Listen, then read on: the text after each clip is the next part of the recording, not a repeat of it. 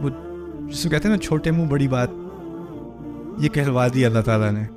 اللہ تعالیٰ ہم آپ سے اس وقت مدد مانگ رہے ہیں جب ہم اپنی پوری کوشش کر چکے ہیں. یہ بات کہی جا رہی ہے.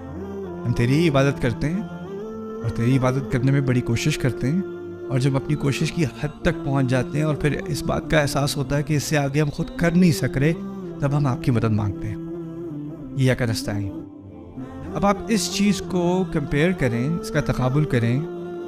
ہمارا جو رویہ ہے اسلام میں آج ہماری قوم کا، اللہ تعالیٰ سے مدد مانگنے کا جو رویہ ہے، جو آپ عام طور پہ دیکھتے ہو اپنے اندر، اپنے دوست احباب کے اندر، فیملیز کے اندر، کلچر کے اندر، کیا دیکھتے ہو؟ بس جی اللہ کی مدد آ ہی نہیں رہی، کیا کر سکتے ہیں؟ دیکھیں جی بس اللہ نے یہی لکھا ہوا تھا، کیا ہو سکتا ہے؟ ہاتھ پہ ہاتھ رکھ کے مدد کا انتظار ہو رہا ہے. یہی بات ہوتی ہے نا. وہ پرانا قصہ ہے، کرسچنز بہت یوز کرتے ہیں لیکن بات صحیح ہے. وہ کہتے ہیں ایک سیلاب آ رہا تھا تو سب شہر سے نکل رہے تھے کیونکہ اعلان آ گیا تھا کہ سیلاب آ رہا ہے. ایک صاحب نے کہا نہیں، میرا رب میرے لیے کافی ہے، تم لوگ جاؤ، میں اپنے رب سے مدد مانگوں گا. سارے نکل گئے، ایک بندہ رہ گیا گاؤں میں. سیلاب آ رہا ہے، پانی بڑھتا چلا گیا. تو ایک بندہ کشتی سے گزر رہا تھا، اس کے چھوٹی سی اس نے کشتی خود ہی پٹھوں سے بنائی اس نے، اور بنا کے کہتا ہے بھائی آ جاؤ میرے پاس ایک اور کی جگہ ہے. نہیں میرا رب مجھے میری مدد کرے گا، مجھے تمہاری کوئی ضرورت نہیں. اب پانی اوپر تک چلا گیا تو وہ اب چھت پہ کھڑا ہوا ہے اکیلا، پانی اوپر اٹھ رہا ہے. اوپر سے ہیلی کاپٹر بھی آ گیا، اس نے دیکھ لیا اسے، نے کہا آپ آ جائیں یہ پکڑ لیں. نہیں میرا رب میری مدد کرے گا. بندہ ڈوب گیا، فرشتے پکڑ رہے ہیں. وہ کہتے ہیں میرے رب نے میری مدد نہیں کی. تو فرشتے کہتے ہیں گدھے، ہم نے پہلے پورے گاؤں سے بلوایا، پھر ہم نے یہ بندہ بھیجا، پھر اس کے بعد ہیلی کاپٹر بھیجا. بات کیا کہی جا رہی ہے اس لطیفے میں؟ وہ یہ ہے کہ ہمیں مدد قبول کرنی پڑتی ہے جب اللہ تعالیٰ کی طرف سے آتی ہے. اپنی کوشش بھی کرنی پڑتی ہے. ہم صرف یہی نہیں کہہ سکتے بس اللہ کی طرف سے مدد آئے گی تو دیکھا جائے گا. جب تک وہ نہیں آئے گی اب کچھ بھی نہیں ہو سکتا. اور یہ کبھی کبھی ہم اس ایکسٹریم پہ چلے جاتے ہیں نا، کیونکہ بات تو ٹھیک ہے، القادر فی الحقیقہ لیس هناک قادر فی الحقیقہ الا اللہ. اصل میں قدرت صرف اللہ کی ہے. میں یہاں کھڑا چل رہا ہوں لیکن میرے چلنے کی صلاحیت اللہ تعالیٰ کی طرف سے ہی آ رہی ہے. تو آپ بڑھ چڑھ کے اگر آپ خطبہ دے دیں کہ ہمارے ہاتھ میں تو کچھ بھی نہیں ہے، اللہ تعالیٰ کا کن جب تک نہ ہو کچھ بھی نہیں ہو سکتا. اب یہ کچھ بھی نہیں ہو سکتا، کچھ بھی نہیں ہو سکتا بار بار کہتے رہو تو انسان کے دماغ میں کیا بات آ جائے گی؟ واقعی کچھ نہیں ہو سکتا، میں بھی کچھ نہیں کر سکتا، میری صورتحال بالکل نہیں بدل سکتی. بس اللہ ہی کرے گا. اب اللہ کی مدد مانگی جا سکتی ہے. اور یہ میں بات خاص اس لیے دہرا رہا ہوں کہ جب میں پہلی دفعہ پاکستان آیا تھا اس ٹور میں کچھ مہینے پہلے، تو سب سے عام سوال مجھے یہ ملا تھا، اللہ تعالیٰ میری دعائیں کیوں نہیں قبول کر رہے؟ اللہ تعالیٰ سے میں نے بہت مدد مانگی، مدد آ نہیں رہی. میں نے آپ نے کیا کیا ہے؟ دعا. اور کیا کیا؟ اور زیادہ دعا، روزے بھی رکھے ہیں میں نے. آپ نے خود کچھ کرنا نہیں ہے، بس مدد مانگنی ہے. اور یہ کس چیز کی مخالفت ہے؟ ایاک نستعین کی. ایاک نستعین. اچھا آؤ، اگر اس کی ترتیب بدل دی جاتی، ایاک نستعین ہوا ایاک نعبد، تو کیا فرق پڑنا تھا؟ تھوڑا سوچتے ہیں اس بارے میں. اصل میں پہلی بات تو یہ ہے کہ ہماری اس زندگی کا بنیادی مقصد اور جو اصل نتیجہ تھا پہلی 3 آیات کا، وہ مدد مانگنا نہیں تھا. اس کا نتیجہ پہلا کیا تھا؟ مجھے اس رشتے کی جو مطالبے ہیں نا وہ پورے کرنے ہیں. تو اس رشتے کی بنیاد کیا ہے؟ استعانہ نہیں ہے، مدد مانگنا نہیں ہے. اس رشتے کی بنیاد کیا ہے؟ عبادت. اور یہی ایک بنیادی فرق ہے ہمارے مذہب میں اور باقی تمام مذاہب میں. یہ بات بھی سمجھ لینا.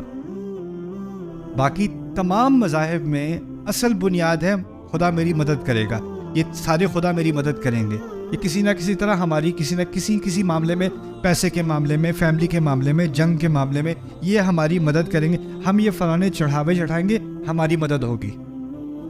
ہم یہ باتیں کریں گے, یہ پوجا کریں گے, ہماری مدد ہوگی. مدد مدد مدد مدد اور مدد. اصل مقصد مذہب کا, باقی تمام مذاہب کا کیا ہے کہ کہیں نہ کہیں سے آسمانی مدد آئے گی. یہ اصل مقصد ہے. کیوں دعا کر رہے ہیں, کیوں پوجا کر رہے ہیں, کیوں جو ہے چرچ جا رہے ہیں؟ مدد کے لیے. اور میں اس بات کو گہرائی میں سمجھنا چاہ رہا تھا کہ یہ واقعی ایسا ہے کہ نہیں, کیونکہ اسلام ان باقی مذاہب سے مختلف ہے. اسلام نے پہلی چیز مدد مانگنے کو نہیں رکھا. اسلام نے پہلی چیز کیا رکھی ہے؟ عبادت. ایاک نعبد پہلے ہے. اور یہ کوئی چھوٹا فرق نہیں, یہ بہت عظیم فرق ہے. اس فرق کو اگر آپ غور کرو نا, اس فرق پہ آپ کو پتہ چلے گا کہ اسلام کسی اور مذہب کی طرح نہیں, کسی اور مذہب کی طرح نہیں. کیوں؟ میں گیا تھا, کیونکہ میں ٹیکسس میں رہتا ہوں, میں نیو یارک سے ٹیکسس موو ہوا. ٹیکسس میں ایک صاحب ہیں جول اولسٹین. جول اولسٹین بہت بڑے عیسائیت کے جو ہیں دائی ہیں. ان کے چرچ میں تقریباً ہر سنڈے کو 50,000 سے 100,000 لوگ اٹینڈ کرتے ہیں ہر سنڈے کو. ہیوسٹن میں ہوتے ہیں, میں ڈیلس میں ہوتا ہوں, 3-3.5 گھنٹے کی ڈرائیو ہے وہاں سے. لیکن کوئی یہاں ابھی سے 6-7 سال پہلے کرسمس ایو پہ ان کا ایک کرسمس اسپیشل ہو رہا تھا ڈیلس میں. کرسمس اسپیشل جس طرح ہمارے ہاں عید کا خطبہ ہوتا ہے نا, ان کا کرسمس اسپیشل. اب وہ بندہ اتنا پاپولر کہ وہ کسی چرچ میں جا کے کر نہیں سکتا کیونکہ اتنے لوگ آنا چاہ رہے ہیں.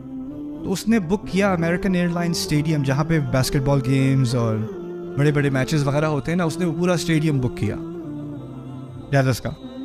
میں نے بھی ٹکٹ لیا, میں بھی گیا دیکھنے کیا ہوتا ہے, میں بھی دیکھوں کیا کرتے کیا ہیں یہ لوگ. اب میں وہاں گیا, 3 گھنٹے کا اس کا پروگرام تھا, اور اس نے اپنی ساس کو بھی بلایا ہوا تھا, انا للہ و انا الیہ راجعون. بیوی بھی اس کے ساتھ تھی, بھائی بھی اس کے ساتھ تھا, اور بڑے مزے کی باتیں کی انہوں نے. لیکن پوری بات کا تو وہ خلاصہ بھی آپ کو نہیں بتاؤں گا, ایک بات بتاؤں گا. وعدے کیا کر رہا تھا, اس سال تمہاری ساری خواہشیں جیزس پوری کر دے گا. کیا چاہیے تمہیں؟ وہ جو جس ڈیورس میں تم پھنسے ہوئے وہ کیس اس سال ختم ہو جائے گا.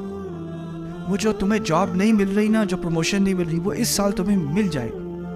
وہ ایک ایک چیز کو لسٹ کر کے نا, اس سال جیزس نے فیصلہ کیا ہے کہ تمہاری یہ خواہشیں پوری ہو جائیں گی. اور ہزاروں لوگ بیٹھے ہیں. میں اوپر بلیچ سب سے چیپ ٹکٹ دیا تھا میرے, وہ اوپر کونے میں. میرے ارد گرد جو سارے بیٹھے نا وہ کہہ رہے ہیں یس سر, یپ یس. وہ کیا سیل کر رہا ہے ان لوگوں کو کہ تمہاری ساری دعائیں کیا ہوں گی, پوری ہو جائیں گی, ساری خواہشیں ساری دعائیں قبول ہو جائیں گی. ایک دفعہ اس نے 3 گھنٹے میں ایک دفعہ اس بات کا ذکر نہیں کیا کہ ہماری زندگی کا مقصد کیا ہے, اس خدا کی, جس خدا کو ہم مانتے ہیں اس کی عبادت. نا نا نا نا نا, وہ تو ٹھیک ہے, بس خدا سے مانگو مانگو اور مانگو, اور وہ دے گا اور وہ دے گا اور وہ دے گا. اب ٹھیک ہے, اللہ تعالیٰ سے مانگنا ہمارے دین میں, اللہ تعالیٰ سے دعا کرنا, اللہ تعالیٰ سے مطالبہ کرنا ہمارے دین کا حصہ ہے کہ نہیں؟ ہاں, لیکن وہ ایاک نستعین کے تحت ہے یا ایاک نعبد کے تحت ہے؟ ایاک نعبد کے تحت ہے, یعنی آپ پہلے اپنا کام کرو. اور ایاک نستعین میں بھی 2 حصے ہیں, میں نے 2 حصے سمجھائے تھے نا. پہلا حصہ کیا تھا؟